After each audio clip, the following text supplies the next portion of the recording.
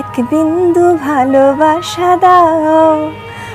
কেমন কাটছে অপু বিশ্বাস ও শাকিব খানের জীবন? অপু বিশ্বাস আর শাকিব খান আগে গোপনে বিয়ে করেছিলেন, পরে সেটা প্রকাশ্যে আসে এবং তাদের একটি ছেলেও আছে যার নাম আবরাম খান জয়। 2017 সালে শাকিব খান অপুকে ডিভোর্স দেন এবং 18 সালে বিচ্ছেদ চূড়ান্ত হয়। এখন তারা আইনগতভাবে প্রাক্তন দম্পতি, তবে তারা দুজনেই বলেছেন সন্তানের জন্য তাদের যোগাযোগ রয়েছে এবং জয়ের প্রতি দুজনেই দায়িত্বশীল।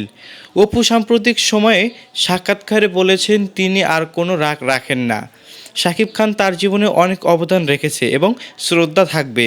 শাকিবও মাঝে মাঝে ছেলের সঙ্গে দেখা করেন, তবে তাদের মধ্যে রোমান্টিক বা দাম্পত্য সম্পর্কের পুনরায় শুরু হচ্ছে এমন কোনো নিশ্চিত তথ্য নেই।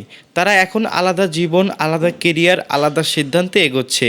শুধু সন্তানের কারণে নর্মাল যোগাযোগ আছে, সৌহার্দ্যপূর্ণ আচরণ রয়েছে, এর বাইরে আর কিছু নয়। সো ভিউয়ার্স, এই বিষয়ে আপনার মতামত কী তা জানিয়ে কমেন্ট করতে পারেন আমাদের কমেন্ট বক্সে।